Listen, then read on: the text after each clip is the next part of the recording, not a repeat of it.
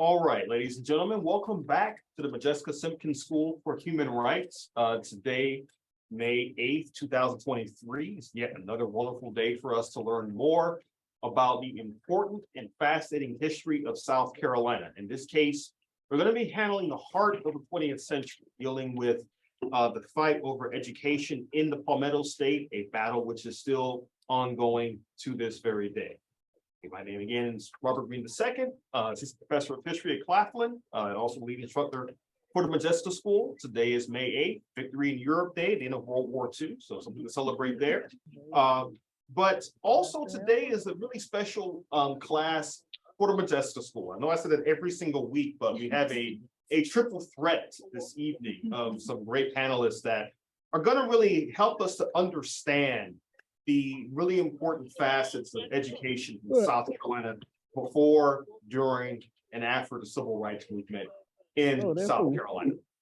We have three guests this evening. The first guest is, of course, Cecil Cahoon, who will join us shortly. He's actually here with us this evening. He is a board member of the Progressive Network. He is also a regional organizer for the National Education Association. Of course, Cecil knows a great deal about the state's history and also about how this history intersects with the history of education in South Carolina as well.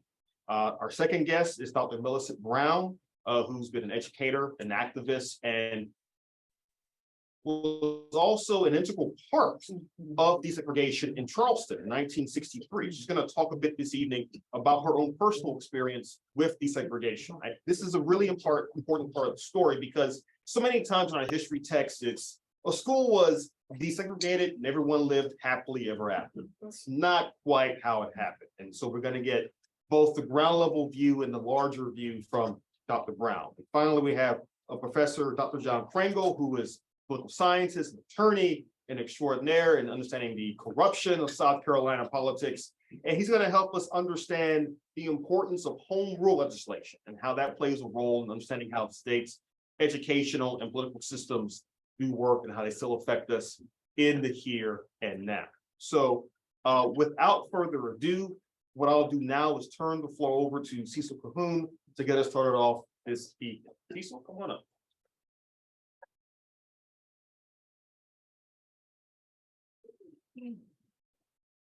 Good evening, y'all. Talking to the ceiling. Good evening, y'all. Let me share my screen. Turn on video and share screen. So last session got us up to, I think, the point of Jimmy Burns becoming governor. Let's see if this will play from the beginning. Right. All right. As Brett said and Dr. Green said, I'm Cecil Cahoon. I work as an organizational specialist for NEA across the South. So from North Carolina down to Key West, Florida, all the way west to Texas and Oklahoma, and then back to West Virginia. All of those states are in the region that I serve. But I live right here because I moved here 20 years ago to work for the SCEA. When I came to this state, I knew two things about it. It started the Civil War and it elected Strom Thurmond at about the same time. But I met a beautiful woman, a teacher from Spartanburg, and we are now married. And because I cannot leave South Carolina, I decided to make South Carolina my own personal project. So for 20 years, I have learned all that I could about the history of this state, and particularly the history of public education in this state. And I could not get past, very early on, this fellow, Jimmy Burns.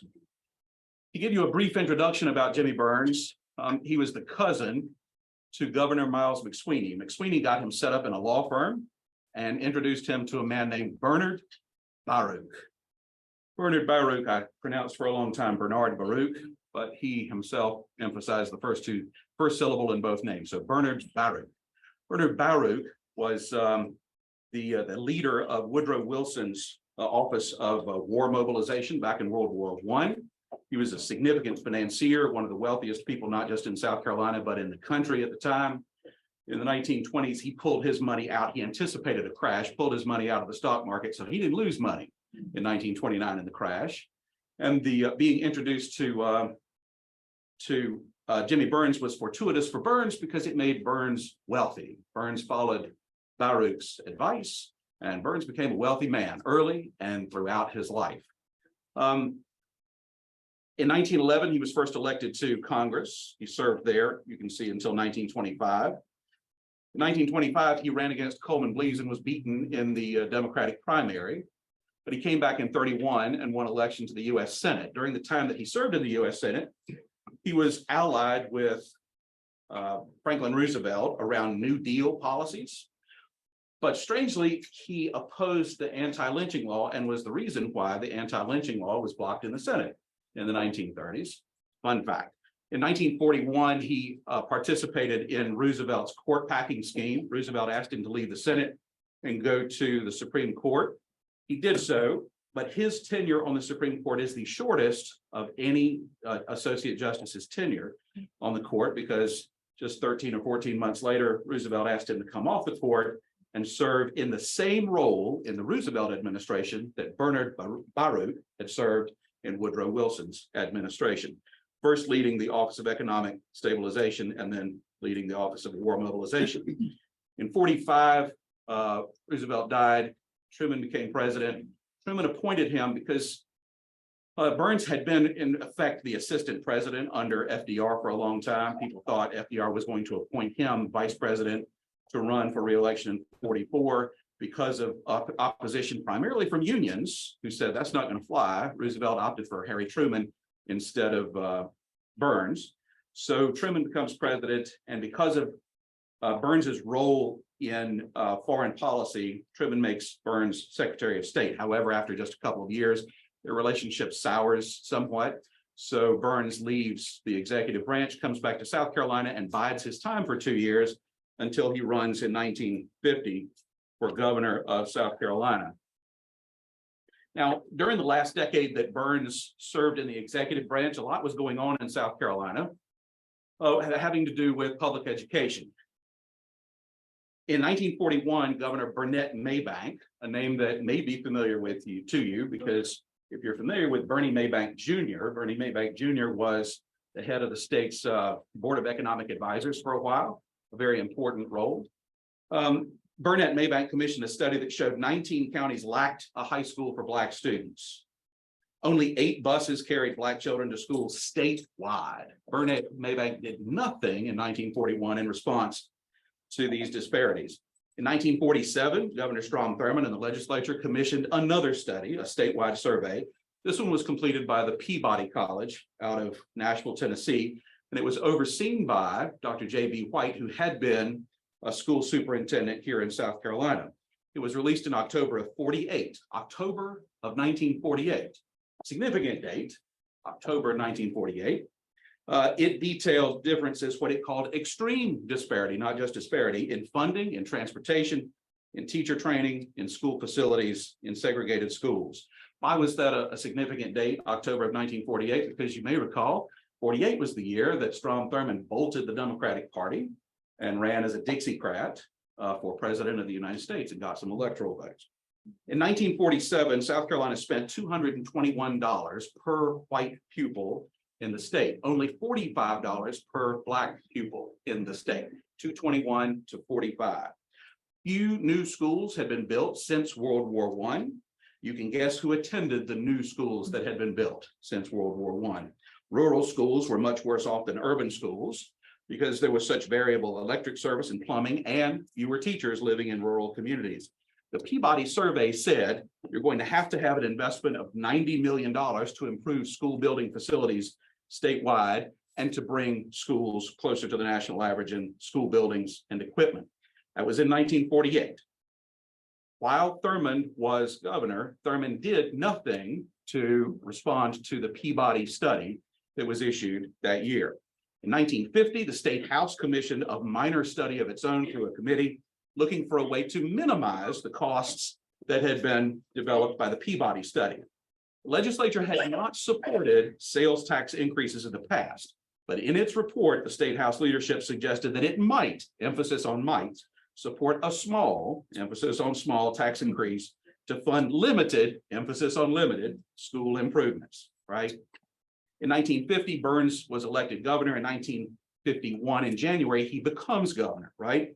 Within days of his inauguration, he outlines a strategy to issue bonds, not to raise taxes outright, I mean, for directly, but to issue bonds for school construction, and then to raise a 3-cent sales tax to pay for the bonds, all of which was designed to protect and defend segregation in public schools.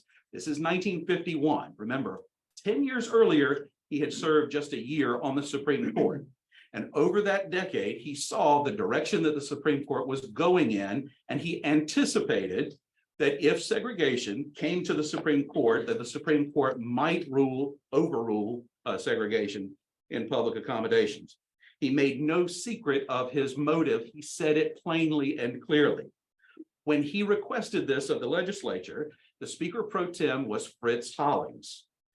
Fritz Hollings delivered what Burns wanted in the House, and in the Senate, it was Senator Marion Gressett, the chairman of the Senate Education Committee at the time. First, there was the equalization plan portion of this plan. Burns interpreted the litigation that was coming out of Clarendon County as a threat that neither Bernie Maybank nor Strom Thurmond had interpreted just as seriously. He said so. How do we know? Because he spoke to the South Carolina Education Association, at that time, the white organization of teachers in the state, just a couple of months after he became governor. And he said this. This was before the litigants for equal transportation suit out of Clarendon County expanded their brief to question segregation outright, to question the constitutionality of separate but equal.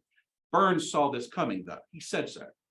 So he said South Carolina has to, in order to head off what the Supreme Court might do, South Carolina has to demonstrate that we're doing what we need to do in South Carolina, so segregation will be protected. It's constitutional the way we do it, right?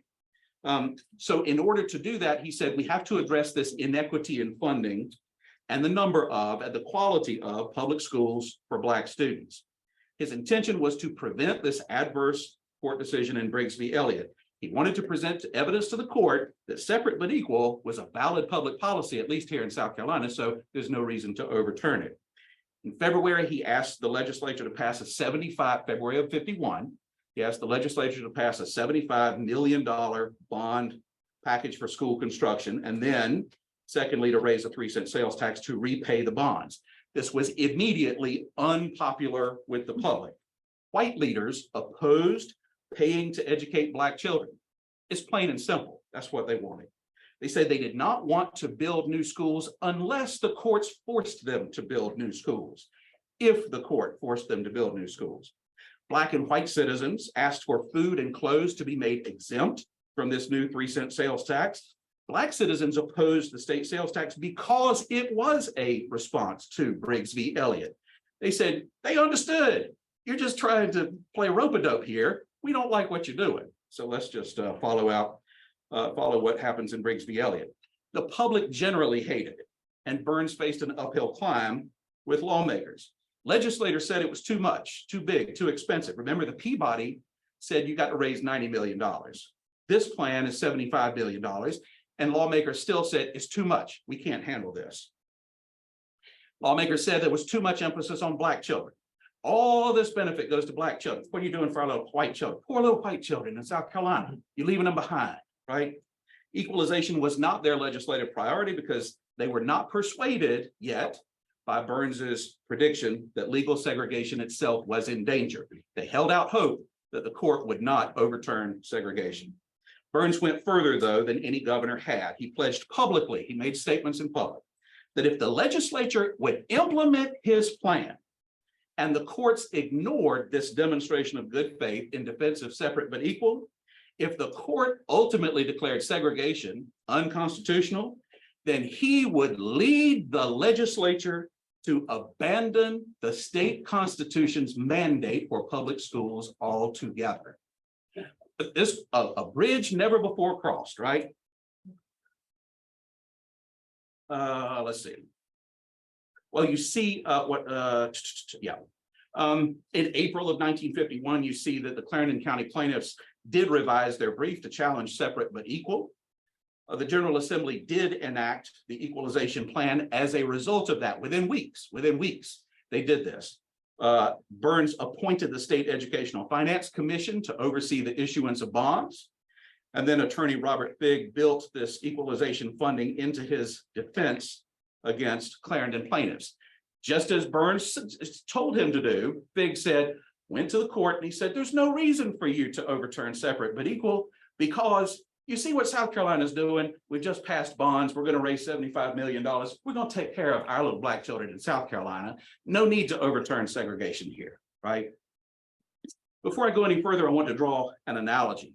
Throughout Roosevelt's presidency, Roosevelt, as I've already pointed out, came to rely heavily on Jimmy Burns. Jimmy Burns was the indispensable man in Roosevelt's administration. When he needed an ally in the Senate, Burns was his guy. When he needed Burns to go to the Supreme Court, Burns was his guy. When he needed Burns to come off the Supreme Court and run the federal response to the war effort, Burns was his guy. Now Burns is governor of South Carolina, and he needs a Jimmy Burns of his own. Who does he turn to? He turns to arguably the most powerful man then serving in the South Carolina Senate, a man named Marion Gresset, the Lion of the Senate from Calhoun County, named for John C., right? When he asks this, so important is it to Jimmy Burns that he get Marion Gresset for this, that he sweetens the pot, he sweetens the offer to Marion Gresset by inviting not just Marion Gresset to lead this effort and to chair a special school study committee. The Special School Study Committee was the official name. The unofficial name, which was published widely across the media of the state, was the Gresset Committee or the Segregation Committee, right? But he sweetened the pot by saying, not only do I want you to chair the Special School Study Committee, but I want your brother Tatum to run the brand new state employees retirement system, state retirement system, founded in 1951, in part thanks to the lobbying of the South Carolina Education Association. State retirement system had not existed before. It combined all state, municipal, county, and municipal employees into one retirement system for the first time. And because it had never had an executive director, there was no incumbent. So Burns offered the job to Tatum Gresset. Anybody know who Tatum Gresset was besides being Marion's brother? Tatum Gresset had been a football player for the Citadel back in the 19-teens and 20s. And what he did after that, I can't tell you. Until 1951, when he was chosen to lead as the first executive director, the state retirement system, which gave him access to every employment record of a state, county, and municipal worker in the state, right? Immense power. Tatum Gresset in 1951 was no more qualified to serve in this role than I am, right, today, to serve in that role. But offering that job to Tatum meant that another Gresset was on the public dole for as long as he wanted to be. And it gave encouragement to Marion Gresset to say, okay, I'll take over your special school study committee. So Gresset accepted the offer, and for the next 15, 16 years or so, chaired the special school study committee. And out of that committee came, here you go. Out of that committee came a number of initiatives that were designed to, and they didn't make any secrets about this, protect segregated schools in South Carolina, even if the Supreme Court overruled segregation. In 1951, you know that segregation is upheld in a 2-to-1 ruling in South Carolina, but Judge J. Wades Waring's minority opinion is the opinion that Thurgood Marshall takes and folds into Brown v. Board of Topeka and other cases that were known as the school segregation cases, right? The plaintiffs filed an appeal in 51, and that's the one that led to the case being ruled in 1954. Curiously, I showed you this on the screen, and I'll read just a portion of it, because it sets the tone for all of the statements that Gresset made from 1951 all the way up through the mid-1960s. I say this to you because something happens after the mid-1960s that I'll point out to you when we get there. People who fought, this is from June 1929 of 1951 in the Times and Democrat of Orangeburg. People who favor abolishing racial segregation don't realize what it will mean, Gressett said. The races must be kept separate. This is Gressett speaking to the South Carolina Employees Association at its annual meeting. He said, this is the only salvation. This 3% sales tax increase is the only salvation for the boys and girls of our state. The announced purpose of the building program is to equalize white and Negro school facilities. Let's talk briefly about the specifics of the equalization plan. It forces counties to consolidate schools and districts. At one time, there were 1,200 school districts in South Carolina. Shocking for a county with a state with only 46 counties. But at one time, every school was its own school district. Every school had its own school board, right? So what this equalization plan did was it forced counties and schools to consolidate into smaller and smaller schools and districts. It eliminated school boards with fewer than 7 members. There were school boards in the state that had 2 and 3 members. My uncle, my other uncle, and my great uncle, right, were my school board. It required new boards to survey building and educational needs. They had to do the survey work themselves and submit their request to the committee run by Gressett. It required new boards to apply to the State Educational Finance Commission for construction funding. The results of that by 1952 were that 42 out of 46 counties had submitted consolidation plans, reducing 1,220 school districts down to 102. Still, 46 counties down to 102 school districts. All of this process remained unpopular with the public. Local school boards resented losing local control. Dr. Crangle is going to talk about local control and home rule. They resented having the law, losing local control over their schools and their school districts, and school construction particularly. They resented losing the power over how money was spent in their school districts. Rural white parents resented consolidation because it meant their children would have longer bus rides. Keep in mind, there were only 8 or 18 buses in the state carrying Black children to school. White parents said, no, I don't want my child to have a longer bus ride, much less walk, right? So this plan, this equalization plan, was purposefully undermined in a lot of districts. Local officials had to do their own survey work and report their own work to the Education Finance Commission in Columbia. So some of them built schools for Black children, but underreported the need for space and equipment. In Saluda, anybody from Saluda? In Saluda, a full wing of 12 classrooms was excluded from one school that was built for Black students. In Charleston, one Black high school was closed altogether, and administrators refused to build a new one to replace it. So this idea of massive resistance became a game of sorts.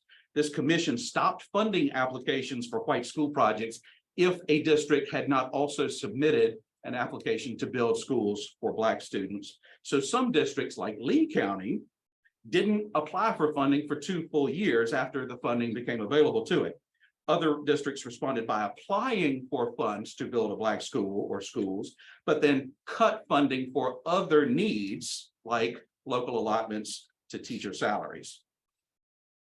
In November 1952, Burns carried through with his promise. He said, we're still anticipating what might happen with the Supreme Court. So he carried through with his promise, and he supported the legislative initiative to put on the ballot as a non-binding referendum, put on the ballot the question, do you believe, South Carolina taxpayer, do you believe that we should strip out the constitutional guarantee of free public education for all children in South Carolina? And you see the result, 130,000 almost to 58,000 said, yes, strip it out. So if push comes to shove, we will be ready to close public schools altogether. Now, what are they going to do if they wind up closing public schools? I'm going to get to that in just a few minutes. Then you see what happens in 1954. Obviously, the Supreme Court overturned separate but equal. Burns halted all equalization. That happened in May. He halted all equalization funding, construction applications and projects until the AG, the Attorney General, ruled on the legality of Black and white school construction projects. Privately, he warned the segregation committee. This was the only time that is recorded anyway, that Burns ever attended a meeting of the segregation committee in person. He warned the segregation committee that he believed white parents would abandon integrated public schools for private schools. So if you do what you can to encourage the opening of private schools, white parents will follow, they'll interpret, and they will follow what the path that you are laying for them. So do what you can to help private schools open as quickly as you can. This is in May of 1954, he says this. That was in private, though, to the segregation committee. In public, Burns continued to promote the equalization program, and he said in public statements to South Carolinians that South Carolina will find legal ways to keep public schools segregated. In July, just a couple of months later, he reinstated all equalization construction application projects.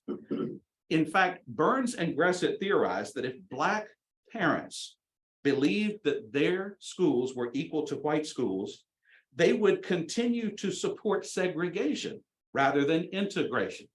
If Black parents believe that what South Carolina is doing for our children makes our schools just as good as white children, there's no need for us to integrate. We'll stay segregated on our own because it feels better.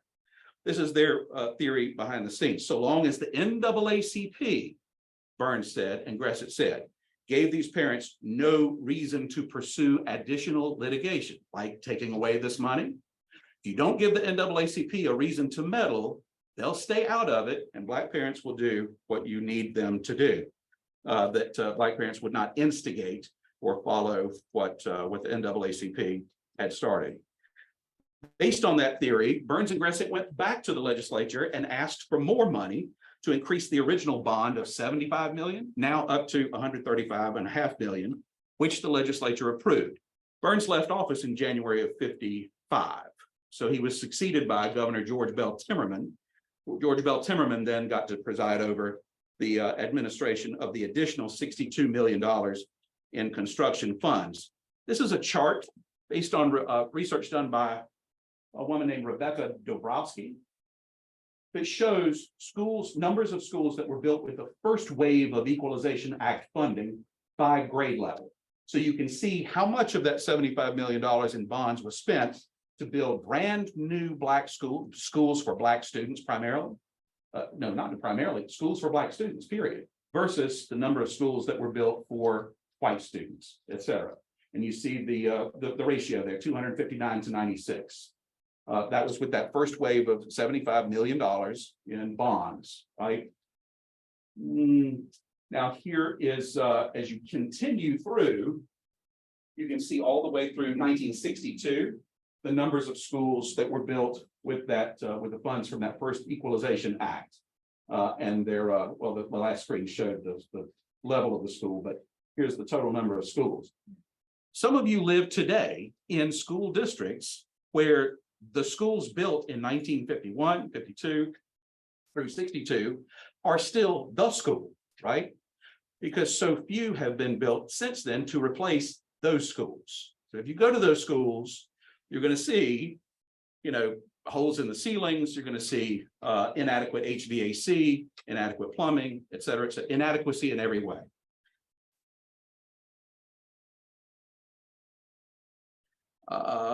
In 1952, okay, let me talk about some initiatives that came out of Gressett's segregation committee, and I'll do this in chronological order. They issued a number of reports. I'm going to get to some twists and turns in how we know these things, but they issued a number of reports over 52, 53, 54, 55, and thereafter. Only, I think, 7 or 8 reports they issued. But out of these reports came legislative proposals that went to the House and in the Senate. In the House, remember, it's Fritz Hollings helping to draft legislation. In the Senate, it's Gressett himself. Gressett started out as just the Senate Education Committee chair. He became Senate Judiciary Committee chair at the same time, and then became chairman of the state Democratic Party at the same time. So when I say he was the most powerful man then serving in the Senate, this is why we say he was the most powerful guy there for a very long time. So I've already told you that the ballot referendum to eliminate the Constitution's guarantee of free public schools was approved by voters. In 1955, the Gressett Commission pushed out a new raft of proposals. You see them listed here on the screen. They repealed a parent's right to send his child to a school in another county or district when he pays taxes in that other district. This is because in some cases, people live so close to the county line. Well, I ought to be able to send my kid across the county line to a good school, right? They said, no, you're stuck where you are, Black parent, right? Or poor white parent, because they want to continue to stir up, foment antagonism toward integration. They repealed the compulsory attendance law. There once was a time when parents were forced to send their children to school, right? Well, they repealed the compulsory attendance law. So if you don't want your child to go to an integrated school, he ain't got to go to an integrated school. They provided for a visiting teacher, not a regular position, but a visiting teacher to urge school attendance. No longer truant officers. We're not going to make anybody go to school, right? They granted local school boards additional powers and duties. They repealed the law on school terms. It used to be in those days that a school term had to be a certain length of time. Well, they repealed that. So your school district wants to have a 2-month school term. Okay, you can have a school term. Anything that would push parents to take their kids out of public schools and look for alternatives. Sound familiar? They gave local school boards the authority to lease or sell. Oh, this is exciting. To lease or sell school property to private entities to allow for private operations of schools. So remember I said, what would happen if you closed public schools? You've got public schools all over the state, right? All this property. Well, this answers the question.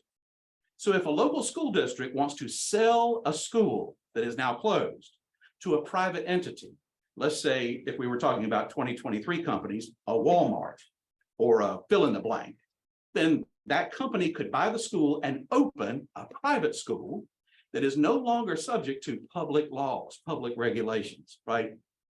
Finally, they abolished automatic continuation of employment for teachers. Who did this hurt? Primarily Black teachers, because the contracts were allowed guaranteeing automatic and continuous employment from one year to the next. And now you've got integrated schools and you're trying to close and narrow school options. Well, there are a lot of Black teachers in the state who are looking to come to work next year. And they go to their school district and say, where's my contract for next year? Well, this allows the abolishment of automatic continuation of employment for teachers. In 1956, Gressett's commission came out with a resolution of interposition. Those of you who have read John C. Calhoun may recognize this as one of John C.'s own products. Interposition, to halt integration when a quarter of the states reject Brown v. Board. So if we can get 1/4 of state legislatures, Gressett said, to pass resolutions rejecting Brown versus Board, then by God, we can overturn Brown versus Board. This came out of our Gressett Commission in South Carolina. It has no basis in fact. It has no legal root, but this was a theory. In 1960, they combined all references. If you've taken a look at the state budget for public education, there are hundreds, perhaps thousands, a few thousands of line items that used to exist in the state budget. So almost every program would have its own line item because Representative Smith wants this and Representative Jones wants that. So everybody argues for funding for their own pet project. In 1960, they combined all spending to state funds for segregation purposes, including public schools, into one section of the budget bill so that with one vote, you could completely wipe out of the budget any spending having to do with anything that funded segregation. And they sought to restrict the federal court's ability to claim jurisdiction. Another legal theory. In 1961, they enacted a system to award state grants, they called it. Again, 2023, sound familiar? Grants for enrollment of students in private schools. And in the language of the bill, the rationale was if parents wanted to avoid integrated schools, that was the rationale, the very purpose of these grants. Then this money would be available to them. In 1963, they had learned their lesson because the courts got involved and said, no, you can't do that. Supreme Court has ruled, no, integration is the rule. So in 63, they revised that law. They came out with a new version of the policy that approved a tuition grant program for enrollment of students in private schools without any reference to race. We're not talking about race. We're talking about parental choice. We're talking about giving parents choice, right? It's all about choice until it's not about choice. In 1964, This tuition grant program, this brand new tuition grant program for private schools, drew more than 1,000 applications, including one from Senator Gressett's brother, Dr. James H. Gressett, to fund the tuition of Gressett's unnamed 15-year-old niece in Orangeburg County. In 1966, the Gressett Commission got passed the legislation to exempt school children aged 14 to 16 from legislation that raised the legal driving age in South Carolina from 14 to 16. At that time, if you were 14, you were driving, but there was an initiative to raise the legal driving age to 16. But the legislature said, no. If you're driving other school children to school, you can still drive at 14 and 15. So you're exempt from raising the legal age to 16. Why is that? It's because it gave another alternative to riding integrated school buses. Isn't that wonderful? They're creative when they want to be. In addition, in '66, the South Carolina Independent Schools Association was established to accredit, not accrediting agencies like SACS, the Southern Association of Colleges and Schools today, but a state-based accreditation organization meant to accredit brand new segregation academies, new schools, private schools that popped up all over the state just for this purpose, in order to help those schools qualify for tuition grants. In fact, you may recognize the name Tom Turnipseed. Tom Turnipseed was hired to be SCISA's first executive director. He participated in helping to open 43 of these academies statewide. But later he looked back and he said it was a terrible damn thing. Worst of all the racist things he had done. Pardon me. And at some point between 1966 and 69,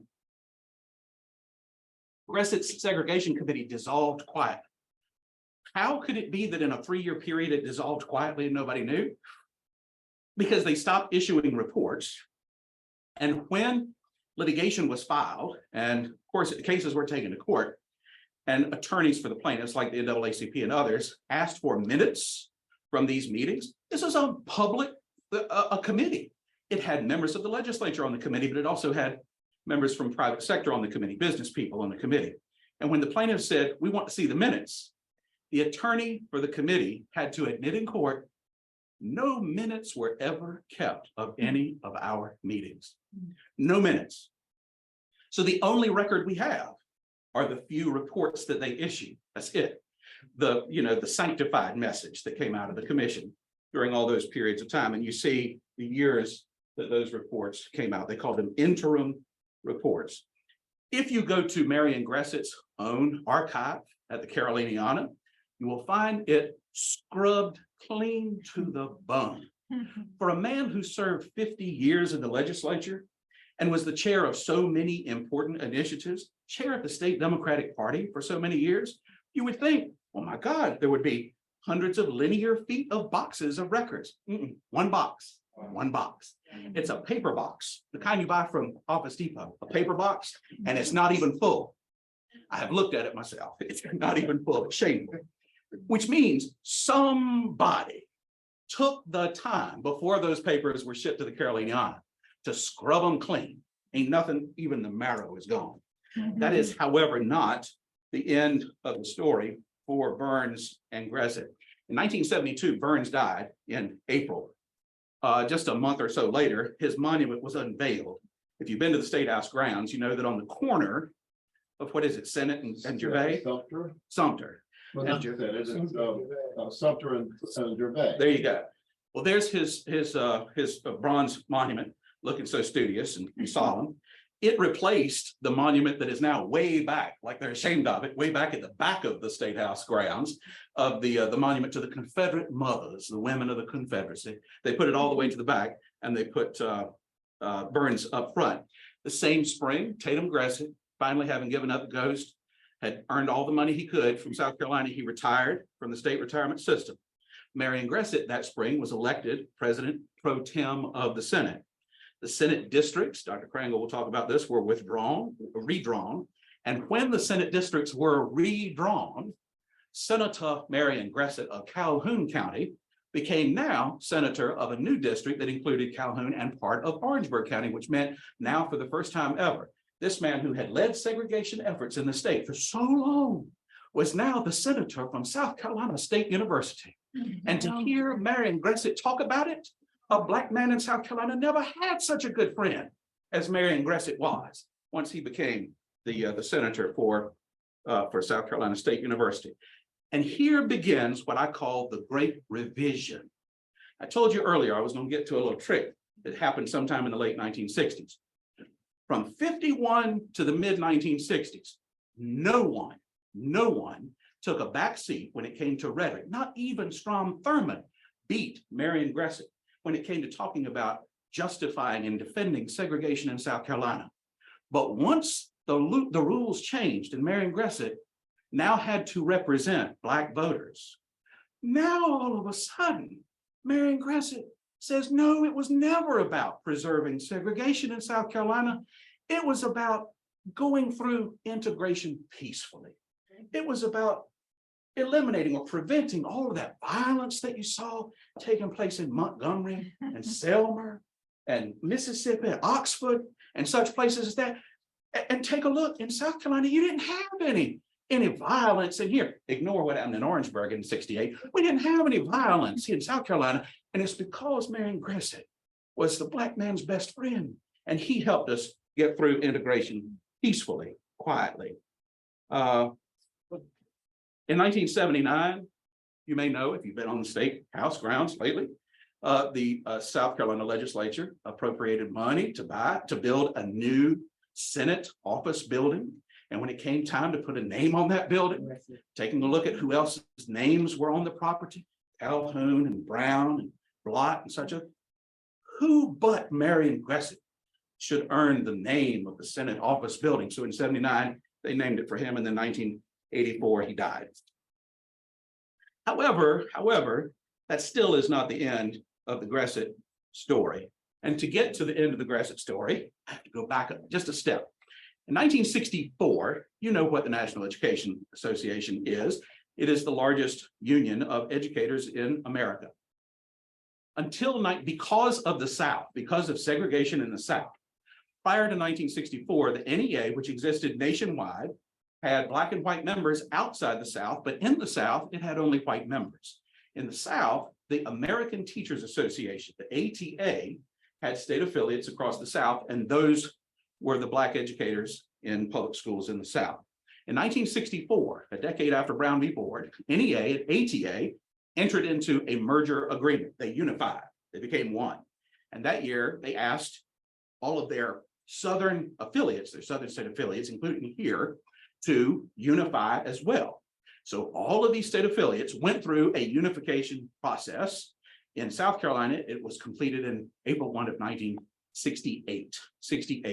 So from 64 to 68, from Virginia down to Florida, all the way to Texas and Oklahoma, all of these state affiliates, Black and white, went through unification processes. In '68, the South Carolina Education Association, without the, and Palmetto Education Association, which had been the Black organization, unified and called itself the South Carolina Education Association, because the definite article "the" represented that for the first time, by law, there was only one organization of educators in South Carolina. It was the State Association of Educators, right? In 1972, now once this happened, once the unification happened nationwide and across the South, educators said, you know, with this kind of numbers in membership, this kind of power, we can become an electoral force. We can make some things happen. This is, you know, what happened in the '60s, cultural change. People are looking for new ways of doing things. So in 1972, NEA creates for the first time a political action committee called NEA PAC. They issue their first endorsements for candidates in federal office. And they issue endorsements for federal office in South Carolina. Strom Thurmond despises this. He hates sitting for interviews before committees that include Black and white teachers. There are media reports where he reports after the fact. They told lies about me and my record, et cetera, et cetera. You can read this for yourself if you go to newspapers.com. In 73, the SCEA right here in Columbia followed what NEA did. They created their own political action committee called the SCEA PACE, Political Action Committee in Education, and they issued their first endorsements too. In 1974, 5,000 educators statewide attended the SCEA's three-day spring convention and political rally for endorsed candidates. In fact, so many people, they couldn't have it at their state headquarters over on Zibelcrest. They had it down at the state fairgrounds. When was the last time you heard of a teachers convention being held where so many people attended, they had it at the state fairgrounds? 1974, I can tell you, it was 74. 5,000 people attended. A year later, the SCEA hired Joe Grant, the first Black man registered to lobby for integrated educators in the state. Now, I mentioned that, that they issued endorsements. In 74, they issued endorsements not just for Congress, but for statewide office. They issued endorsements for the legislature, and people that they endorsed got elected, including people who had never run before, got elected. Well, when you start endorsing folks and they get elected, the people that they are turning out of office take notice. And so the people who took notice of what the SCEA was doing saw the writing on the wall, and they said, something's got to happen. We got to tamp down teachers having too much, public employees having too much power, being able to organize too much and too effectively at the ballot box. So in 1976, a curious thing happened. A new organization was founded. Its founding president, I've already told you the punchline. Its founding president was elected. It announced when it was founded in its charter why it was founded. It has nothing to do with race. Race ain't mentioned in its charter whatsoever. Why would we talk about race? We're against collective bargaining. We're against unionization. People from outside the state coming in and telling us what we ought to do and ought not to do. That's what we're against. In fact, we're against being a part of any organization that exists outside of South Carolina. We're just for South Carolinians. We're just for the children in our little public schools. And that's what we think is important. Keep our dollars in the state. Don't look to outsiders for help, et cetera, et cetera. And another thing, we believe that teachers ought to spend their time in the classroom and not get involved in politics. Politics is a dirty thing and teachers ought not to be involved in it, right? They were for choice in all of its manifestations. However, funny thing, they don't like outside organizations, but they did affiliate themselves with an organization called Concerned Educators Against Forced Unionism. We know this because CEAFU discovered the internet. And when they discovered the internet, they scanned all of their old newsletters and put all of their old newsletters in an archive on the internet. So you can go back and look at CEAFU's old newsletters and discover, lo and behold, here are all these South Carolinians, like Elizabeth Gressett, who in 1976 was elected their first president, Elizabeth Gressett. And you might say to yourself, Gressett, how is that familiar? Well, lo and behold, she is the niece of Senator Marion Gressett, had no political experience whatsoever, no political experience, no legislative experience whatsoever. But in 76, somebody whispered in her ear, and she gathered a group of white teachers around her table in Casey, that way, and they formed the Palmetto State Teachers Association. And that little group at her tea party elected her the first president of it. And 4 years later, they elected her their new executive director. She remained its executive director until 2005. And when she retired, she was recognized with a joint resolution by the House and the Senate, the Order of the Palmetto. CEAFU honored her as a distinguished elder. And then she was succeeded by a woman named Kathy Manus as PSTA's executive director. Now, I bring this up to you because it's fascinating to read the literature of and the media coverage of PSTA's activities, starting in when it was founded in 76, going all the way forward for the next 35, 40 years. Almost every time you saw the SCEA put forward a legislative initiative that said, we need more funds, we need more teachers, we need better teachers, we need better schools, we need the legislature to step up and do its job. Here came rhetoric from PSTA. We don't need more money. We need the money we get to be spent better. And if the money we got was spent better and not sent to out-of-state experts and such people as that, then we could do just fine for ourselves in South Carolina. It was old Gresset language coming out of a new Gresset mouth. You understand what I mean? And because they were not involved in politics, because it's nasty and dirty, every time the SCEA put out political endorsements for public office, then you hear PSTA coming along behind saying, that's just terrible that the SCEA is getting its members involved in dirty old politics. We think that teachers ought to stay out of politics because it's antagonistic. You don't want to create enemies in the legislature. The legislature is your friend. So we need to stay out of politics and not be antagonistic toward the people who are doing their jobs and doing what they should for the children of South Carolina, et cetera. So I will illustrate for you that if you're not familiar with the name Kathy Maness, the woman who succeeded Elizabeth Gresset as executive director of PSTA in 2005, you may recognize this campaign photograph of hers from just last year when Kathy Maness ran in the Republican primary.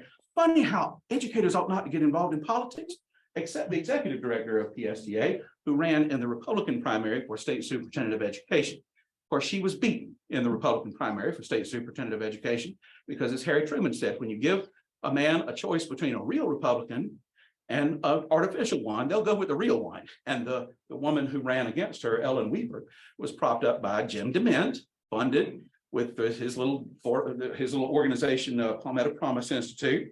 And I'm not going to go any further about what I think about Ellen Weaver and her proposals, but she won the Republican primary and then she won the superintendent seat as well. That's all that I have to share with you. I hope that I didn't go over. Let's see if we've got some questions. Dr. Green, do you have some? I have one. No, I don't have any questions. Go ahead. Well, Cecil, you mentioned a couple of things I want to comment on. That when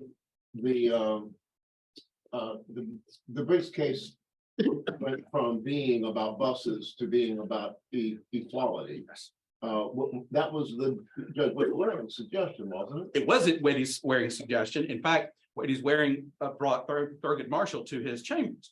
Instead of Thurgood Marshall, I have issued a minority opinion in this ruling. And to my mind, if you're wise, you'll redraft your briefs and you'll go after separate but equal directly and not try to do this as a bank shot. And this is what led Marshall to redraft the briefs and to go after separate but equal directly. Yeah, Judge Williams Waring had an amazing epiphany during those days, and he had been a darling of Charleston and raised in all the right circles. Mm-hmm. And he was really single-handedly responsible for turning the Briggs case into the bedrock of Brown v. Board. And that case was not called Brown v. Board, as people have pointed out, because Jimmy Burns didn't want South Carolina's name on that case. In the Briggs case, the David after Topeka, the Topeka case was about busing. They were like using buses to move Black and white students around, and the Topeka people were saying they didn't want to go with those buses in those directions.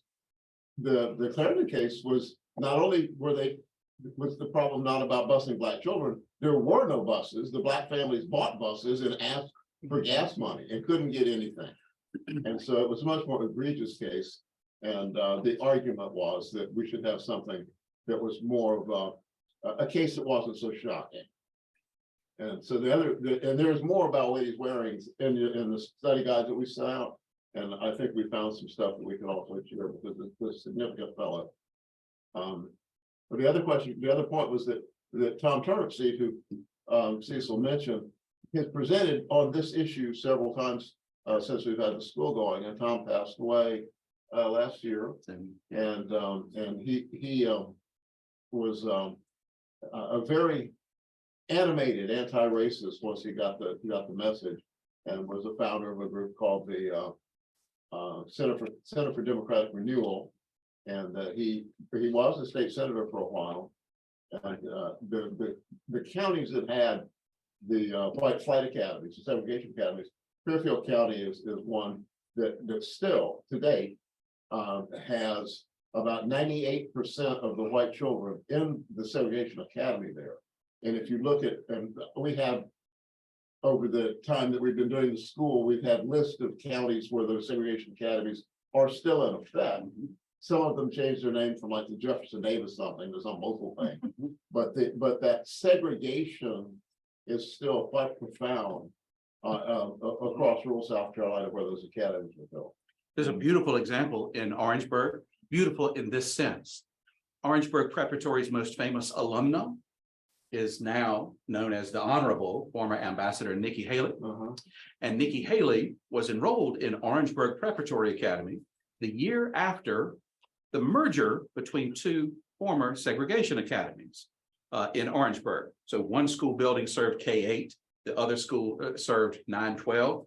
Those two segregation academies merged. They were private schools set up to serve white children. And the year after they merged, Nikki Haley enrolled as a student there. Her parents enrolled her there as a student. The graduates of that academy, when they graduate, they were given the first year of graduation a pin of a little bronze pin that was the old Confederate flag, because the founder of it, a man named T.E. Wanamaker, who was second cousin to Senator Marion Gressett of Orangeburg County, was one of the funders, the financiers of these two schools, and he wanted the children who graduated of those two segregation academies to understand their heritage. Understand their heritage. Y'all come from a proud heritage, and y'all ought to understand it. Well, we're running late here and tight, and Randall Reed has his hand up. Randall, you've got a few moments to share. Cecil, I knew that you were keeping your talents under a bushel from the first time that I heard you. And I have two feelings. One, I want to go out and drown myself from just this kind of history that you've revealed. And the other, of course, is Hope Springs Eternal. And it makes me want to fight and get angry. And what pisses me off is I was a public school media specialist for 2 years until I found out that people become media specialists because they don't like kids.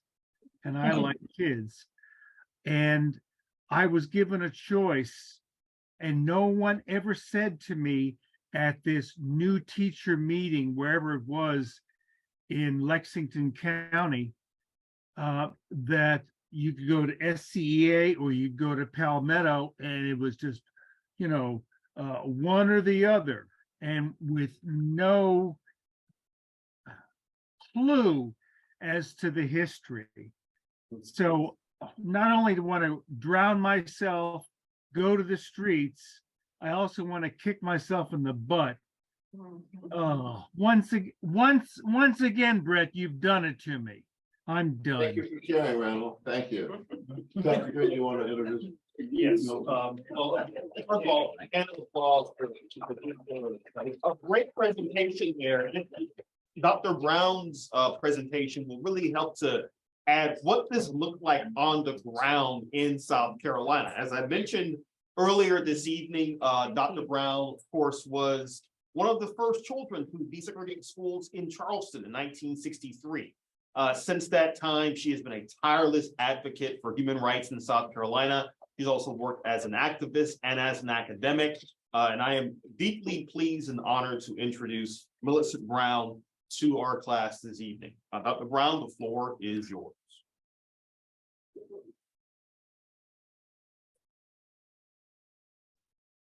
Thank you very much. And I have to say, as old as I am and as familiar as I am with the history that was just presented, it's still mind-boggling.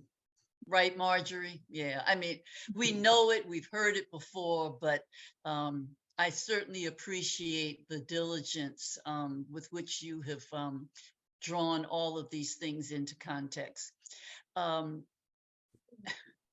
Let me just say, and Brett knows this because I've made presentations to the school before. One thing you're not going to hear from me tonight is a recap of what it was like to be among the first children to desegregate schools. I will answer any questions about specifics that people want to know. I'm not opposed to talking about it. It's just that there are so many points that I think need to be made that are not centered just on my individual experiences. Let's start off by saying that number one, I never talk about the case that has my name as the chief plaintiff without referencing the fact that it was Millicent Brown et al. The case that was decided in the summer of 1963 included 9 other students plus myself who were the chief litigants in that case. And it's just very important, I think, as you all know, that we're trying to make sure we don't get so much into elevating individuals who have stepped out and done certain things to contribute to social justice, but it really is important that we elevate groups. And I have the honor, if you will, of having the name of the case be in my name. But again, please remember that there were 10 of us. Secondly, a little fine point, even in the way that I've been described for you. It's important that people, given the recap that you've just heard, it's important that people understand that, yes, our case was the first in Charleston. Our case was the first in South Carolina. And the reason I point that out is that because of the many years that were building up to making South Carolina finally adhere to Brown versus Board of Ed, and I always refer to that as the big Brown, Topeka, I'm the little Brown, South Carolina. But understand that for 9 years, South Carolina said, we're not going to follow what the Supreme Court says. And so when the 1963 ruling by Judge Robert J. Martin comes, he then declares that school is going to be opening up. This is August. School is going to be opening up very soon, and it would be too disruptive to try to allow this historical event to take place. So his ruling is confined just to our case in Charleston. And so he says for 1963, only those named plaintiffs will be allowed into the formerly all-white schools.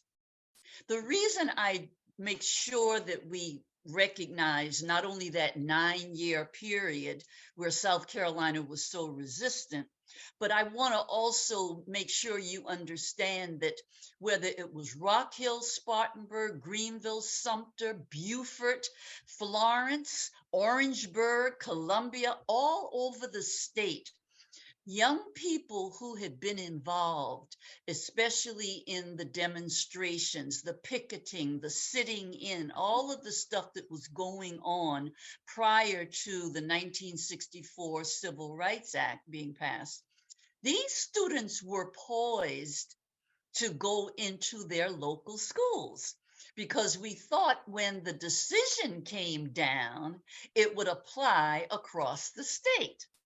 And so it's important that we understand that 63 was limited just to those of us who were named plaintiffs. And Judge Martin declared that other students might attempt to go to school. They could apply for transfer, they could do whatever in their individual communities, but that would have to wait until the following year, 1964. Why is that important from a personal perspective? Number one, in Charleston, I was one of the two older plaintiffs. Ralph Dawson, who went to Charleston High, was already going to be a senior. I went into the 10th grade. A young woman went to the same school that I did, Jacqueline Ford. She was going into the 8th grade. The rest of the original plaintiffs were in elementary school. And so I just want you to understand that we were thinking that our friends were going to come with us. And I had many friends that had either participated in the demonstrations, or even if they had not, they were willing to step out and be on the front lines of this school deseg process. Well, by the time they became eligible in 1964, I think if y'all think back about your high school days, I think you will understand when I can share the disappointment. My friends by then were already active in the student body association, the student government. They were playing football, basketball. They were running for, they were taking on responsibilities with their yearbooks, you know. People were entrenched by 11th grade and 12th grade. They were not about to leave those schools to come over to go and join me. And my heart broke because I really never envisioned myself going in as one of maybe only 2 students. And Jackie was in 8th grade. We had no classes together. We did not see each other, not even at lunchtime. So she desegregated Rivers High School alone, and I desegregated Rivers High School alone, even though we were under the same roof at the same time. Again, we must recognize that for reasons that were laid out a few minutes ago, political leaders in South Carolina at the time were really hell-bent on saying, we're not Mississippi, we're not Alabama, you know, and so we're going to do our racism a little differently, okay? And so I am the first to say, I don't ever want to come over as if we went through the kind of physical harm that we saw in New Orleans or in Birmingham or Little Rock. South Carolina was more genteel, but as I have spent a lifetime of trying to reinterpret those years, I say to people, that's when we examine this process of school deseg, is when we begin to see, wait a minute, school desegregation is more than just a legal action that took place in a certain year. Even in South Carolina, school desegregation was not like desegging the beach or desegging the golf course or desegging a lunch counter. When you're talking about what happens to the minds of children who are put into a position to be the ones to bring about social change, you have got to understand that this is a different kind of process. And we were vulnerable. We were vulnerable because we were young. Especially, my heart always goes out for the ones that were in elementary school.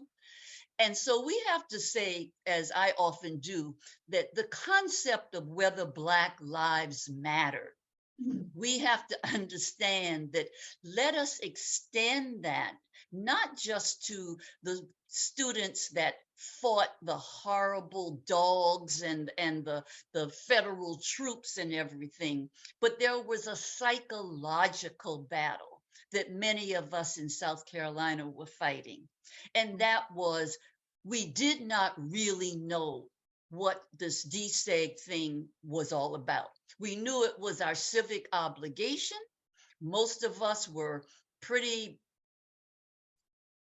ready to just continue the work we had done in the summers and fighting for equal justice. But it is just important that we never step away from the psychological dimension. Now, I'm going to really confuse some of you because over the years, and remember, I'm about to turn 75. I was 15 at the time. That's a whole lot of years in between for me to be rethinking, reevaluating what that was all about. I am totally convinced that Brown versus Board of Ed, Topeka, Brown in South Carolina, of course it had to happen. We had to dismantle segregation. There is no question in my mind. However, I've been a teacher of US history for many years. I am aware, keenly aware, that we have been teaching younger generations behind us, I think incorrectly, because we have said so much about this was done so we wouldn't have inferior Black schools. And of course that is true.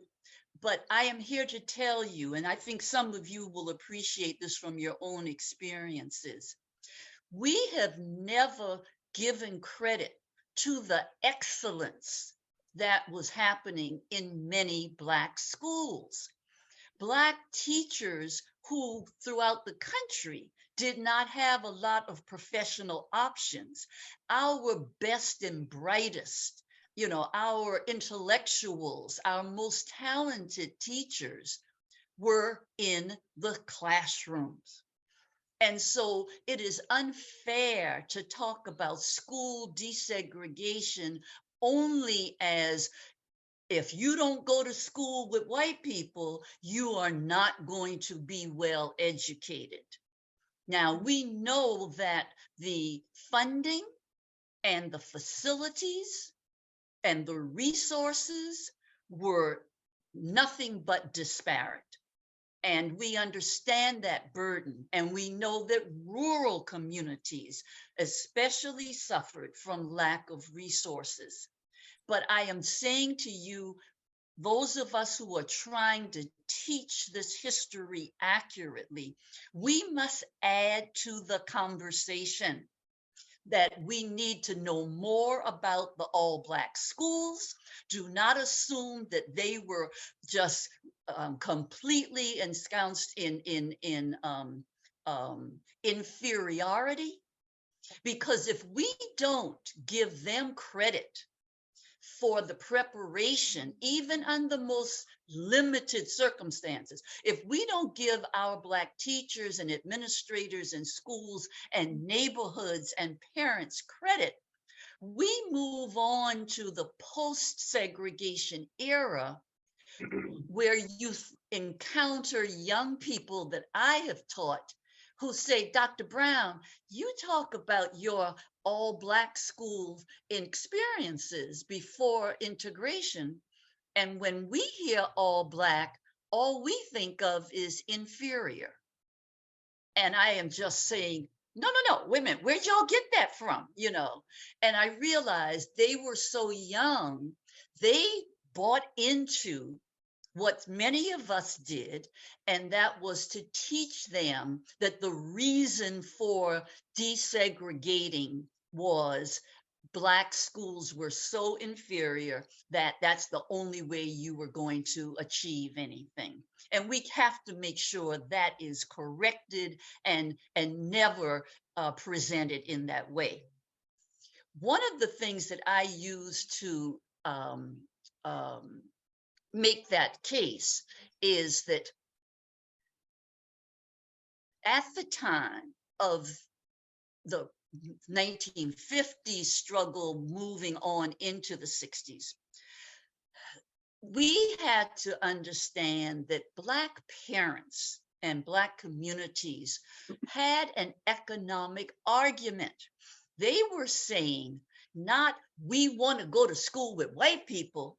We were saying, our parents were saying, there is no separate fund for Black schools that is paid for by Black parents, and white schools get paid for by white parents, taxpayers. All that money is going together, but the Black schools aren't getting their share. Now, that's an economic reason for desegregation. And while I am not discrediting the importance of moving out of segregation, I just beg that we always make sure we give recognition that parents were saying, we want our share of our tax dollars. And if we cannot get them in our all Black schools, then we're going to have to do it by demanding the dismantlement. There's just more nuance to the desegregation issue, I guess that's what I'm trying to say. And I think it's imperative that we expand what we teach people about the importance of desegregating. I am totally convinced that we have to pay attention to the mixed messages that we send out. I think some of you have experienced it yourselves, but if not, let me just say that so many young Black teachers and students today are still suffering, if you will, from a white supremacist viewpoint that says the good schools are the ones that the white kids go to. And Black parents are struggling to send their children into these good schools. And that's why our commitment to public education must be stronger now than ever, that we must talk about quality education. And if there just happen not to be any white children around, which is not ideal now, but if there aren't any white kids around, we can't say that there can't be excellent education. I want that our children grow up together and see each other as human beings. I believe in that. But because of segregated housing and gentrification and all of the other current dimensions that describe our landscapes, we have to be very careful if we don't associate all Black schools with being inferior. We have to look past that, and we have to acknowledge that if we're not careful, we are, if not meaning to, we are continuing what is truly a white supremacist thought, that if white folks aren't there, if white teachers aren't there, it can't be good. And that is something that I have over the years just found that I have had to, while I represent the initiative towards integration, and I'm humbled by the role that my colleagues and I played, I have just got to now say to people, but be careful what your message is, because otherwise we are repeating, maybe unknowingly, but we are buying into a white supremacist mindset. I will answer questions if you have them, either now or at the end. All I can say is that you've been exposed to the legality of what happened, and I am trying to suggest we never forget that desegregating schools was more than just a political or historical phenomenon. It was using young people to change the minds and hearts of society. And we're still fighting to do that, but we must not make white children think that it is okay to marginalize those who are different. We can't let Black and brown children think that if they don't go to school with white kids, that there is something wrong with them. You know, we have to make sure the expanded explanation is given. I'm going to quit with that now because I know we're running out of time. But please, if there are any questions that you want to put to me, please go ahead. Thank you so much for that, Dr. Brown. That was wonderful and really important. There is one quick question in the chat. This is from Cecil Rigby that I don't want to get to real quick before we go to Dr. Crangle. He asked how, and this is a short question, but also really important one. How were you received by students and by teachers when you walked into Rivers High in 1963? I was received with hostility, mostly being ignored. Yes, things got thrown at me. I got called names. I'm sure Jackie did too, and so did the others. But, you know, especially to a child, a teenager or a preteen, being ostracized is hell, and by whomever. And so I think back on my days, and I am eternally thankful for those who stretched out a hand to me, one or two, and then I was at that school for 3 years, and by the end of the 3rd year, people had kind of gotten used to the idea, and so things were not as tense. But one thing that happened for sure was I had teachers that just, that you could tell they didn't want to be a part of this experiment. They were shocked that Black kids came with all levels of intellectual capacity. You could tell that they thought in their minds what they had been told about Black students. And I can remember one teacher her jaw dropped when she asked a question and I answered it first, you know, and it was like they couldn't believe that this came from the Black kid in class, you know. So it was a learning experience for a lot of people, including the teachers, and the level of resentment and abuse was mostly the being ignored and marginalized. They changed the rule one year that said, even if you have the rules, I'm sorry, if you have the grades, we're going to vote on whether you get into the honor society. And it's one of the examples that I remember more than any other, because I had the grades, but the group voted not to let me into the honor society. Now, that in itself is not a huge, terrible thing. You know, I didn't burst into tears and whatever, you know, it wasn't so traumatic. But guess what, folks? Years later, I went back and looked at my high school transcript, and that's when I broke into tears, because it had virtually nothing. It had, hadn't belonged to anything. I hadn't excelled in anything. It had no explanation in writing that what the circumstances were. And no, I was not about to get elected to any office or any kind of thing like that. And so for me, it was looking back and seeing that my high school years were on paper pretty blah, and colleges and other opportunities that I may have presented myself to got a picture of Millicent Brown that was, to me, just very different from who I was. But on paper, that's what it said. You know, she was here, and that's about it. Thank you, Dr. Brown. Thank you so much. Now, We do have a couple of questions in the chat for Dr. Brown, but we really do have to get Dr. Crangle this evening. So we'll come back to those questions later on if we have time. I do apologize for that, but I do want to make sure we get our third and final guest in tonight. Of as course. well. Of course.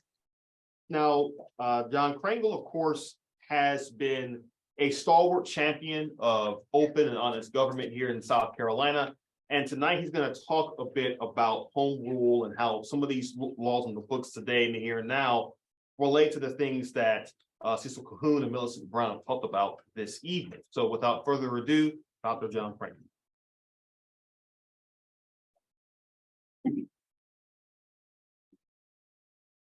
Thank you very much. I'm very pleased to be here tonight and appreciate the good work that the The microphone's way out here. Progressive Network has been doing over the last 27 years now, and I've been a part of it. And I think there's a lot more good work that needs to be done. I'm not here to talk about desegregation and so on, but the fact of the matter is, I came to the University of South Carolina as a graduate student in September of 1963, which was the exact time when the University of South Carolina was desegregated. So I actually saw the process at work. And I thought maybe that given what had happened in Arkansas and what happened in Mississippi and Alabama and Georgia, that we might have a lot of disturbances and so on campus. But I never saw any evidence from the time I went there in September 1963 until the time I finished my graduate degree in the summer of 1969. I never saw any evidence of racial antagonism against the first three students that came. Jim Solomon, who became a good friend of mine later on, Bobby Anderson, and Modjeska Simkins' niece, wasn't she? Henri Monteith. Yeah, she was the niece of Jessica Simkins, I believe. I never saw that. I had a very interesting experience too. The guys that were living in Pinckney College dormitory on the Horseshoe, same building with me, were all from North Carolina. They were MBA students. And they invited me to go along with them to University of South Carolina football game. The University of South Carolina opened the season against Maryland in early September of 1963. And so I went along with them, and I had played football at St. John's, which is Division III. But I wasn't very impressed by the University of South Carolina's all-white football team. And I told them that. I said, you know, these guys are not as good as I thought they were going to be. As a matter of fact, I think I'm faster than every player except one. And that was Larry Gill. And I'll tell you the follow-up on that too. So we went to a couple of other games, and I was equally unimpressed with the University of South Carolina's desegregated football team. But I saw an ad in the state newspaper in early October of 1963 that Florida A&M University was coming to Columbia to play Benedict College in a homecoming game. And they had Bob Hayes on the team. And Bob Hayes was the fastest man in the world at that point. He ran a 9-1 100-yard dash. And I had seen him run in 2 track meets in Sioux Falls, South Dakota, my hometown, where the NAI Nationals were held in the late 50s and early 60s. So I know the guy could really smoke. So I said to these guys, let's go over and watch Bob Hayes play. And they were all afraid. And they said, you get beat up if you go over there. So I was raised, you know, in Sioux Falls, South Dakota. We had a lot of Indian kids there, a lot of Irish kids, Norwegians, a lot of tough guys. And we had black guys too. So anyhow, I went over there by myself. It was a hell of a game. And I'll tell you this, either FAMU or Benedict could have beaten the University of South Carolina at least 70-0. At least 70-0. Because USC's fastest guy was Larry Gill, and he ran a 9.4. And FAMU had 4 guys that could run under 9.5. And they had Bob Paramore on the team, and Al Denson, who played in the NFL. And Bob Hayes, of course, who played with All-American and All-State, All-Pro at Dallas. So I had some very interesting experiences as a student at the University of South Carolina at a transitional time, and I also was in Columbia when they desegregated the public schools in Columbia. And I got the impression, listening to your presentation, that the leadership of South Carolina at that time knew they were in a rearguard action. They knew they were going to lose, but they were trying to drag it out as long as they could and minimize the ultimate conflict that they thought might happen when integration occurred. Now, we did have the Hemingway bus deal where some parents tipped over a school bus in 1970, and we did have Orangeburg. But aside from that, things went fairly smoothly in South Carolina, as opposed to what happened in some other states. I think part of it was the leadership of the business community. South Carolina relied then, as it does now, on tourism. And you're not going to attract many tourists if you have rioting and race conflict. And South Carolina was also trying to lure businesses to come in. It was in that early transition, which is still going on at the present time, and including businesses from European countries, which were very sensitive about fascism, about Nazism, and racism, and so on. But I think the leadership of this state realized eventually integration was going to happen, but they didn't want to rile up the redneck element too much. Wanted to ease the transition, and even though it looked pretty bad, they were successful, in my opinion, in integrating the schools and integrating the South Carolina society without provoking a huge amount of confrontation or any serious bloodshed. Now, my topic is supposed to be home rule. When you're 82 years old, you're in your anecdote age, right? And you like to tell stories about what happened to you. And I tell stories to my son, my grandson, and they sometimes think I'm making it up because I've had a very interesting life and things have happened to me that don't happen to a normal person. Home rule, the idea of home rule was that based on the theory that the General Assembly in South Carolina had too much power, and that county governments and city governments and school boards and so on were being shortchanged by the General Assembly. And I mean literally shortchanged. They did not have they were not getting the money they needed to do the job. And so they were able to put through some legislation, constitutional amendments, and so on. And they were able to set up a system which was designed to shift some authority, not much, but some authority from the legislature to cities and counties and school districts, and also to shift some funding. Now, at that transition point, the state had a system of allocating state senators. Each county had its own senator. There were 46 counties. There were 46 senators. And of course, you had a number of urbanizing counties like Greenville, Spartanburg, Columbia, Charleston, and their populations were spiraling upwards. And then you had a bunch of small rural counties like Edgefield County, which were lost in the early 19th century. So you had a mismatch in population, tremendous mismatch. And when the US Supreme Court ruled in Reynolds v. Sims in 1964 that the state Senate districts had to be apportioned based on population and had to be roughly equal in population, then you had a bunch of senators who ended up representing not one state, but in some cases they represented parts of 2 or 3 different states. And you also had some counties that had 2 or 3 different senators in them. Richland County is an example of that. Now, the authority that has been transferred from the General Assembly to local governments really is not very much. The real horsepower in South Carolina is in the General Assembly. The governor doesn't have much power either, by the way. Some governors like Mark Sanford and Nikki Haley didn't understand that.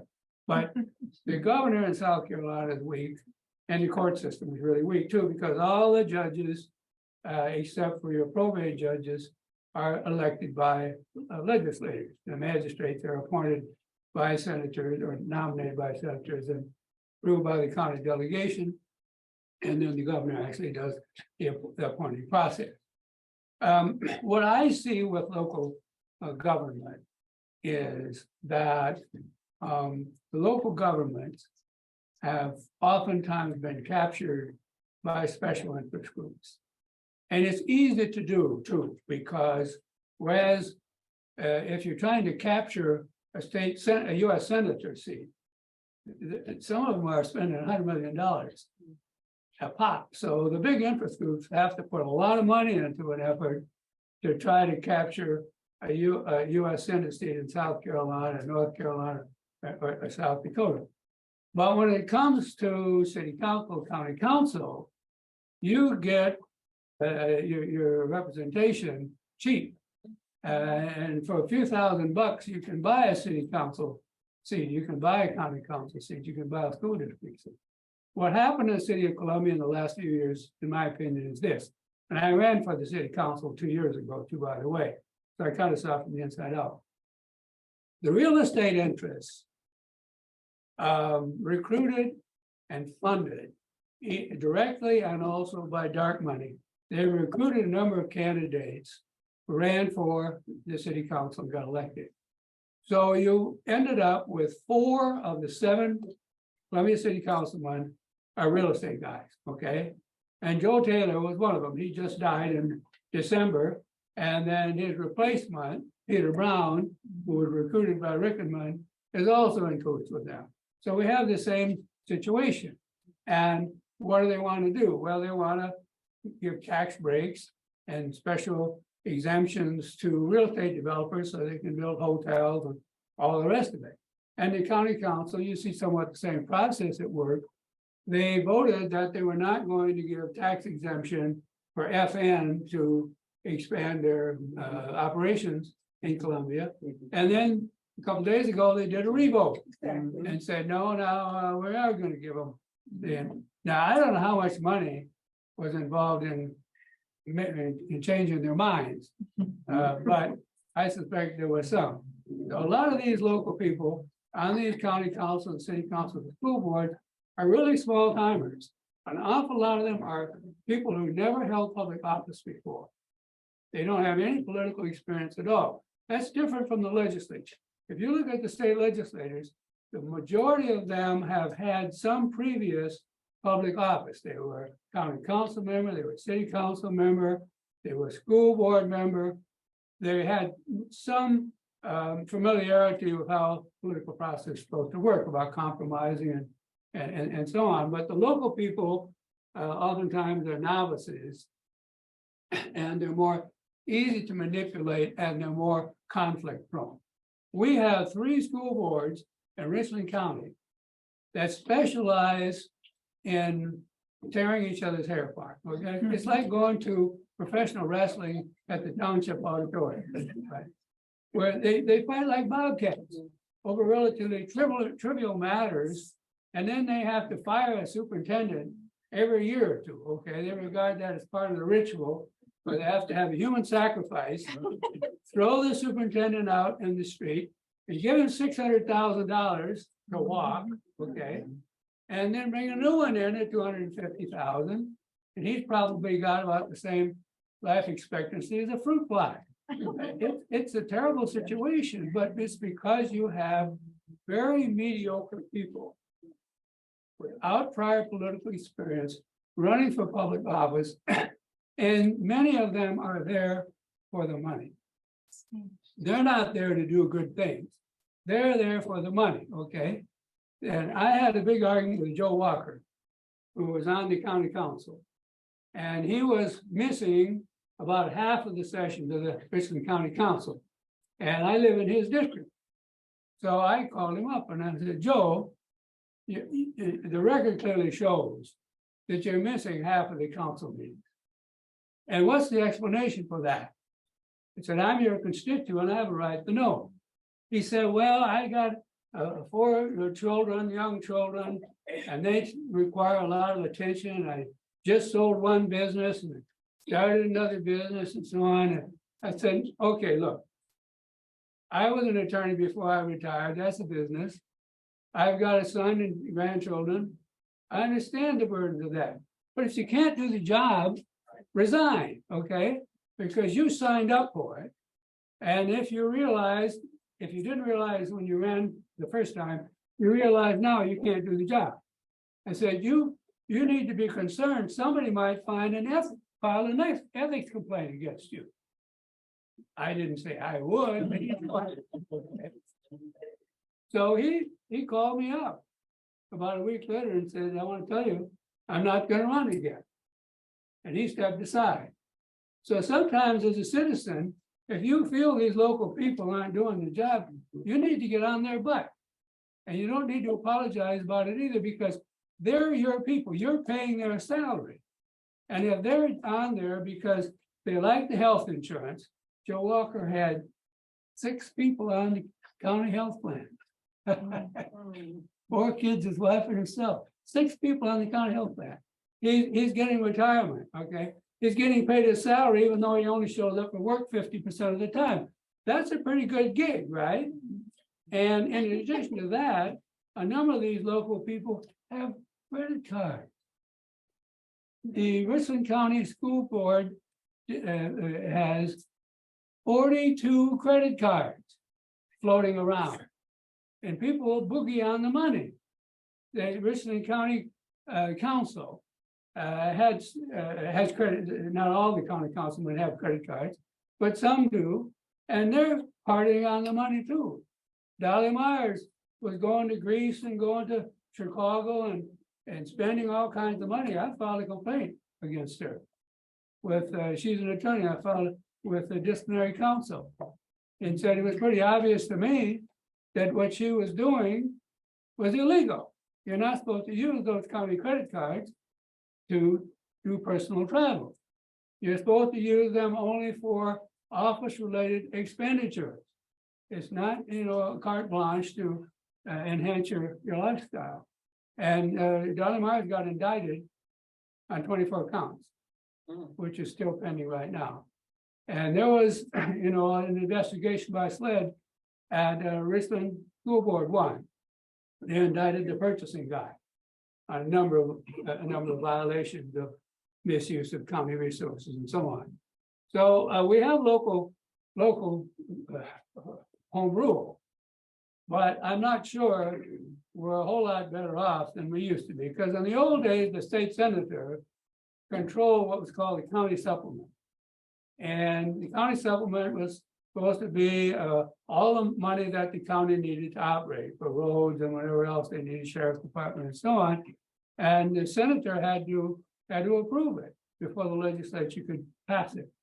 And now the senators have been kind of pushed aside. Now, the legislative delegations still have some influence, and that creates some complications too. For example, we had some problems in Richland County in the last 10 years with elections, all right? And you remember when Obama ran the last time, there was people lined up for 5-6 hours and the voting machines didn't work, all the rest of it. Well, the legislative delegation, which is all the House and Senate members who represent even a small part of the county, have to decide who the guy heading the county election commission is going to be. And then they have to decide who they're going to hire as employees. And then they have to decide who's going to be on the county election board. Well, why not just have the senator do it himself, all right? Why do you have to go through all these gyrations and complications and divided rule? When the last bloodletting occurred on the election board and the Governor Master fired them all, I was contacted by Senator Harpootlian and asked, well, are you interested in running for and not running for, but are you interested in being on the Richland County Election Board? And I said, you know, that's just like reading an ad for a suicide bomber that says health insurance and retirement. If you want an idiot, right, to jump off a cliff and believe it, Allah is going to reward them, you don't want me, okay? That's in a situation where you have responsibility without authority. And that is a terrible experience. I saw it as an academic administrator. I was a division head for one time. And what happens when you have responsibility without authority is you can't control what happens, but when it happens, you're going to get your ass kicked, okay? That's the way it works. But we've got a lot of problems with home rule in South Carolina. It's really bogus home rule too. And a couple of evidences of that occurred. And the city of Columbia tried to pass a gun control ordinance. Attorney General says it's illegal. You don't have the authority to do gun control. Some cities in Seattle, Washington, they passed the city minimum wage. Brett's been interested in that issue for quite a while. The city minimum wage, $15 an hour. South Carolina, cities and counties or towns can't pass any minimum wage law. Really can't regulate employment conditions at all. So the amount of authority they have is very limited. And so they spend a lot of time, if you go to a county council meeting, they spend a lot of time fussing at each other about relatively trivial matters. And, you know, they always say this about academic matters. The reason academics fight so much is they're fighting about so little. And that's true. There's not much to fight about at the city county council because they don't have any power. They don't really have any serious money. And so they have to pretend they're doing something. And that's what a lot of those meetings are about. John, I want to bring up some things that I think we've only got a few minutes left that help people understand the impact of the absence of home rule. The reason we have home rule is that the original order that was overturned by the home rule that was there was a general amendment on the ballot, general election ballot, that the people voted for home rule. Yeah. And it still hasn't quite taken effect. That the idea behind it was like this 1961 case, Reynolds v. Sims, was that one person, one vote.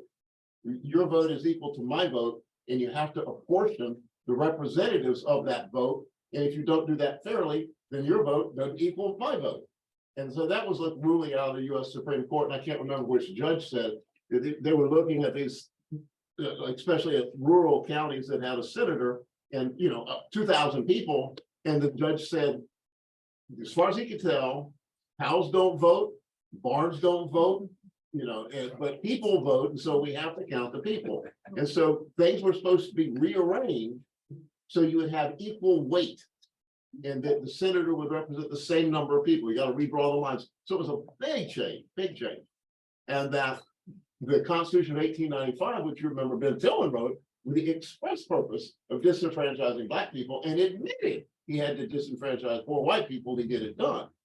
So we have the nation's most legislative state, keeping power away from the people that get elected to take it. And so the senators literally set the budgets and the rules and appointed people to run the counties and the municipalities. And so that old cartoon about Boss Hogg the senator was true. And that it wasn't until 1974 that the counties could actually have elections and that they would set budgets. Before that, they had to get all their budgets passed by the legislature, by the senator. And so you need to study up on home rule. It's really complicated. They've made it complicated. It drug out for so long. But you can see now the damage that continues to do with gerrymandering. It's the same thing, where if you pack the disproportionate amount of Black voters into Jim Clyburn's district, like 64%, that's maybe at least pushing 20% more than he needs. And look over here, this county's only got 24% Black people. That means that the Black people that are extra in Clyburn's district, their votes don't count as much.